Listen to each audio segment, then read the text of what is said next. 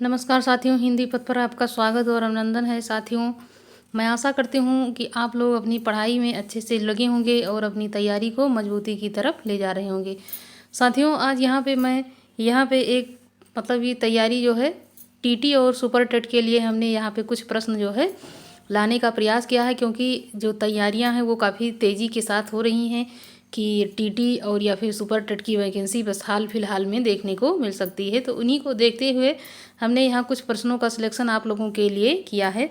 तो इन प्रश्नों को यहाँ पे हम लेते हैं कि आधुनिक हिंदी साहित्य की पहली आत्मकथा के लेखक यहाँ पे कौन माने जाते हैं। तो यहाँ पे आंसर सही हो जाता है कि बाबू श्याम सुंदर दास हैं, देवेंद्र सत्यार्थी हैं, हरिवंश राय बच्चन हैं या फिर जयशंकर प्रसाद जी हैं। तो यहाँ पे आंसर सही हो जाता है कि हरिवंश राय बच्चन ये जो है आधुनिक हिंदी साहित्य की पहली आत्मकथा के लेखक के रूप में इनको जाने जाते हैं। तो इनकी कुछ जो है आत्मकथा यहाँ पे है, जैसे क्या भूलूं क्या याद करूं, नीड़ का निर्माण, फिर बसेरे से दूर, 10 द्वार से सोपान तक। ये इतनी इनकी कुछ आत्मकथा है जो हमने यहाँ आप लोगों के सामने बताने का प्रयास किया। तो अगला यहाँ पे प्रश्न लेते हैं कि कार्य के आरंभ में ही विघ्न पड़ना किस मुहावरे का अर्थ हो सकता है। तो यहाँ पे हो जाएगा सिर मारना, सिर पर सेहरा बांधा होना, या फिर सिर मुड़ाते हुए ओले पड़ना, सिर पे शैतान सवार होना।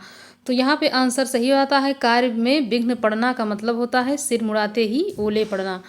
अगला यहाँ पे प्रश्न है कि किस कवि को कवियों का कवि कहा जाता है। तो यहाँ पे आंसर सही हो जाता है कि धर्मवीर भारती हैं, कि शमशेर बहादुर सिंह हैं, रघुवीर सहाय हैं, या फिर सर्वेश्वर दयाल सक्सेना जी हैं। तो यहाँ पे आंसर सही होता है कि ये शमशेर बहादुर सिंह कवियों के कवि के रूप में इनको जाना जाता है। अगला यहाँ पे प्रश्न है कि दशरस सुत तिहुलोक बखाना, राम नाम का मरम है आना, किस रचनाकार की पंक्ति यहाँ पे है। तो यहाँ पे तुलसीदास हो जाएंगे, कबीर हो जाएंगे, केशवदास हो जाएंगे, सूरदास हो जाएंगे। तो यहाँ पे दशरस सुत तिहुलोक बखाना ये देख करके तुलसीदास को नहीं लगाना है, ये पंक्तियाँ किसकी हैं, तो ये कबीरदास की हो जाएंगी। अगला यहाँ पे प्रश्न है हिंदी का पहला पत्र मतलब कौन सा हो सकता है। तो यहाँ पे हो जाएगा कि उदंत मार्तंड है, कि इतिहास तिमिरनाशक है, बनारस अखबार है, हरिश्चंद्र मैगजीन है। तो आंसर सही हो जाएगा यहाँ पे उदंत मार्तंड। अगला यहाँ पे है अति सूधो स्नेह को मार्ग किसकी पंक्ति है। रीतकाल की काफ़ी प्रसिद्ध पंक्ति है। यहाँ पे जितने भी यहाँ पे कवि दिख रहे हैं ये सारे रीतकाल के हैं। आंसर यहाँ पे सही हो जाता है, ये घनानंद की पंक्तियाँ हैं। अगला प्रश्न है कि कालिंदी का पर्यायवाची क्या है। तो कालिंदी का यहाँ पे हो जाएगा कि सरस्वती है या फिर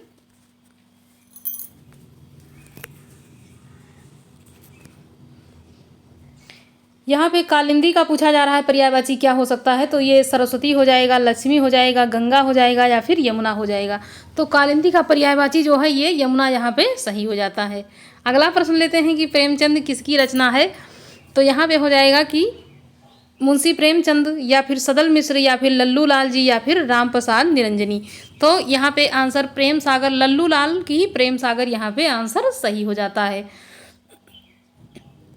अगला प्रश्न है कि व्युत्पत्ति के आधार पर संज्ञा के कितने भेद होते हैं। तो यहाँ पे ये हो जाएगा कि ए सही है, कि बी सही है, कि सी सही है, या फिर डी सही है। तो यहाँ पे व्युत्पत्ति के आधार पर संज्ञा के 5 भेद यहाँ पे होते हैं। अगला है कि हिंदी के शब्दों का लिंग निर्धारण किसके आधार पर होता है। तो यहाँ पे हो जाएगा कि प्रत्यय के आधार पर, कि संज्ञा के आधार पर, या क्रिया के, या फिर सर्वनाम के। तो संज्ञा और सर्वनाम और यहाँ प्रत्यय के आधार पर तो लिंग का निर्धारण हो नहीं सकता। तो यहाँ पे आंसर सही हो जाएगा कि क्रिया के आधार पर लिंग का निर्धारण किया जाता है। कारक के कितने भेद हैं यहाँ पे पूछा जा रहा है। तो 7 सही हो जाता है, कि 8 या फिर 9 या फिर 10। तो कारक के जो भेद होते हैं वो हमेशा यहाँ पे 8 लगाना है, कि कारक के कितने भेद हैं। तो 8 सही हो जाता है। कारक के जो उसका चिन्ह होता है, 8 कारक का चिन्ह अच्छे से याद कर लें, या जो परीक्षा में हमेशा पूछे जाने की संभावना बनी रहती है, 1 या 2 प्रश्न वहाँ से बनता है। तो उसकी जो चिन्ह होते हैं उसको हम जो है याद रखें। घा का उच्चारण स्थान यहाँ पे पूछा जा रहा है। तो यहाँ पे मूर्धा हो जाएगा, कंठ हो जाएगा, तालु हो जाएगा, या फिर दंत हो जाएगा। तो ये जो उच्चारण स्थान रहता है ये संस्कृत में और हिंदी में लगभग समान रहता है। तो यदि संस्कृत का उतना ही प्रश्न आता है और हिंदी का भी उतना ही प्रश्न आता है, तो जो संस्कृत और हिंदी दोनों पढ़ रहे हों तो जो सूत्र के आधार पर, जैसे अपु विसर्जनिया नाम कंठा, ईचु यसा नाम तालु, लीतु लसा नाम दंता, ऐसे करके जब सूत्रों को याद कर लेते हैं तो उनको वहाँ पे दिक्कत परीक्षा में नहीं होती है, क्योंकि यहाँ पे 8-10 प्रश्न जो जो भी कंठ से बोले जा रहे हैं, जो भी दंत से हैं, जो भी तालु से, जो भी मूर्धवा से हैं, वो उसी मतलब सूत्र के आधार पे वहाँ पे संस्कृत का और हिंदी का एक ही रहता है, तो वो काफ़ी आसानी से याद हो सकता है, दोनों एक साथ तैयार हो जाएगा। अगला प्रश्न है कि चिंतामणि किसका निबंध संग्रह है, तो यहाँ पे ए सही हो जाएगा, बी या फिर सी या फिर डी। तो यहाँ पे चिंतामणि जो निबंध संग्रह है काफ़ी प्रसिद्ध है, यहाँ पे रामचंद्र शुक्ल जी का ये चिंतामणि निबंध संग्रह है यहाँ पे। अगला यहाँ पे है कि काशी नागरी पचारणी सभा की स्थापना किस वर्ष यहाँ पे पूछा जा रहा है, तो यह 1893 में या 1900 में या 1903 में या फिर 1905 में। तो 1893 में काशी नागरी पचारणी सभा की स्थापना यहाँ पे हुई। कवि का स्त्रीलिंग यहाँ पे पूछा जा रहा है कि कवि का स्त्रीलिंग क्या हो सकता है, तो कवित्री हो जाएगा, कवित्र या फिर कवित्री या फिर कवित्री। तो यहाँ पे जो आंसर सही हो जाता है वो कवित्री हो जाता है। और इस प्रश्न को आप लोगों को एक समझ लीजिए वेरी इंपॉर्टेंट में मान लेना है, क्योंकि कोई भी परीक्षा हो, चाहे वो हाई लेवल की हो, पीजीटी टीजीटी हो या फिर सुपर टेट या टेट की कोई भी परीक्षा हो, उसमें ये प्रश्न पता नहीं क्यों बहुत ज़्यादा बार पूछा जा चुका है और कभी भी ये कहीं से भी ये प्रश्न बन सकता है। और ये यहाँ पे आंसर इसका ही सही हो जाता है। इसको बहुत अच्छे से याद रखने की कोशिश करें, नहीं तो ये थोड़ा सा भी कन्फ्यूजन होता है तो ये तुरंत गलत हो जाता है। यहाँ पे तरनी का जो पर्यायवाची शब्द पूछा जा रहा है, तो सूर्य हो जाएगा, नाम हो जाएगा, युवती हो जाएगा, नदी हो जाएगा, तरनी ये यहाँ पे सूर्य का पर्यायवाची हो जाता है। अगला यहाँ पे है मीन का पर्यायवाची शब्द क्या है, तो मीन जो है ये यहाँ पे सिखी हो जाएगा, ये शापक हो जाएगा, विभावरी हो जाएगा, मत्स्य हो जाएगा। तो यहाँ पे सिखी मोर को हो जाए, विभावरी यहाँ रात का हो जाता है, यहाँ पे मत्स्य जो होता है ये मछली का पर्यायवाची यहाँ पे सही हो जाए। दिए हुए शब्दों में भिन्न अर्थ वाला शब्द यहाँ पे निकालना है, तो यहाँ पे आत्मजा हो जाएगा, नंदिनी हो जाएगा, भार्या हो जाएगा या फिर कन्या हो जाएगा। तो यहाँ पे जो आत्मजा है, नंदिनी है, कन्या है, ये सब जो है इस पुत्री का ये पर्यायवाची शब्द मतलब कहा जाता है। तो ये भार्या जो होता है ये थोड़ा अलग है, क्योंकि ये भार्या स्त्री को कहा जाता है। तो अगला यहाँ पे प्रश्न है कि अनुपम का पर्यायवाची शब्द क्या हो जाएगा, तो यहाँ स्वर्गीय हो जाएगा, लौकिक हो जाएगा, पार्थिव हो जाएगा, अद्वितीय हो जाएगा। तो अनुपम का जो पर्यायवाची होता है वो अद्वितीय हो जाएगा, ये यहाँ पे डी आंसर सही हो जाता है। कान का कच्चा होना अर्थ क्या हो जाएगा, कम सुनना या फिर सुनी हुई बात का विश्वास करना, दूसरी की बात मानना। कान का कमज़ोर होना, तो यहाँ पे बी आंसर सही होता है। क्यों सही होता है कि सुनी हुई बात पर विश्वास कर लेना, कान का कच्चा होना। अगला यहाँ पे है कि छा जो वर्ण है किसके योग से बना हुआ है, तो यहाँ पे जो है ए सही होता है, बी या फिर सी या फिर डी।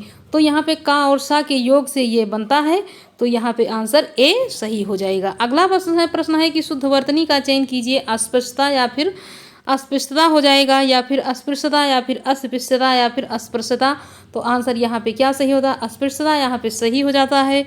ये शुद्ध वर्तनी के हिसाब से देखा जाता है, तो ये काफ़ी महत्वपूर्ण है, ये भी याद करने वाला है, क्योंकि ये भी एग्जाम में कई बार पूछा जा चुका है। पवन का संधि विच्छेद क्या है, तो यहाँ पे ए सही होता है, बी सही होता है, सी या फिर डी। तो यहाँ पे जो सी आंसर है, मतलब ये यहाँ पे पो प्लस अन यहाँ पे सही हो जाता है। अयादि का ये जो है अयाद संधि से ये लिया गया है शब्द। अगला यहाँ पे है पुनर्जन्म का संधि विच्छेद क्या है, तो पुनर प्लस जन्म हो जाएगा, पुनः प्लस नरजन्म हो जाएगा, पुनः प्लस जन्म या फिर पुनर प्लस आजन्म हो जाएगा। तो आंसर क्या यहाँ पे सही हो जाता है, आंसर सी यहाँ पे सही हो जाता है। अगला है इत्यादि शब्द में कौन सी संधि है, तो यहाँ पे हो जाएगा कि यण संधि है, वृद्धि है या फिर गुण है या फिर दीर्घ है। तो इत्यादि जो संधि है, तो यहाँ पे आंसर क्या सही हो जाता है, इत्यादि में यण संधि हो जाता है। क्यों हो जाता है, क्योंकि इत प्लस आदि, तो यहाँ पे ई का या हो जाता है, इसीलिए यहाँ पे अगर उसे ना देखें तो जो यण संधि हमेशा देखा जाता है कि उसमें आधा वर्ण रहता है, तो उसके आधार पे भी यहाँ पे यण संधि सही हो जाता है। अगला प्रश्न है नाक रगड़ना का क्या अर्थ होता है, यहाँ पे हो जाएगा नाक में चोट लगना, इज्जत देना, दीनतापूर्वक प्रार्थना करना, चापलूसी करना। तो यहाँ पे आंसर सही हो जाता है, दीनतापूर्वक प्रार्थना करना। अगला प्रश्न है उन्मूलन का विलोम क्या सही होता है, तो यहाँ पे उत्थान हो जाएगा, उत्कर्ष हो जाएगा, रोपण हो जाएगा या फिर अवनति हो जाएगा। तो उन्मूलन का जो विलोम हो जाता है वो रोपण हो जाता है। यहाँ पे अगला है कि महावीर प्रसाद द्विवेदी ने आदिकाल को क्या संज्ञा दी है, तो यहाँ पे क्या संज्ञा दी थी उसने, तो उन्होंने तो यहाँ पे हो जाएगा चारण काल या फिर आदिकाल या फिर वीर काल या फिर बीजापन काल। तो महावीर प्रसाद द्विवेदी जो है द्विवेदी युग के प्रवर्तक भी कहे जाते हैं, तो द्विवेदी जी ने आदिकाल को बीजापन काल इन्होंने कहा है। ये यहाँ पे काफ़ी इम्पॉर्टेंट प्रश्न है ये, क्योंकि ये पिछली बार सुपर टेट में भी ये प्रश्न बना था वहाँ पे। अगला यहाँ पे प्रश्न है कि कपटी मित्र के लिए सही मुहावरा कौन सा सही हो जाएगा? तो दांत की काटी रोटी हो जाएगा, आस्तीन का सांप हो जाएगा, अक्ल की दुश्मन, या फिर आबनूस का कुंदा। तो यहाँ पे आस्तीन का जो सांप यहाँ पे है वो यहाँ पे मुहावरा सही हो जाता है। इंद्रियों को जीतने वाले के लिए एक शब्द क्या सही होता है? तो दूरदर्शी हो जाएगा, दत्तचित्त हो जाएगा, कुशाग्र बुद्धि हो जाएगा, जितेंद्रिय हो जाएगा। तो यहाँ पे क्या आंसर सही हो जाता है? आंसर सही हो जाएगा कि यहाँ पे जितेंद्रिय हो जाता है।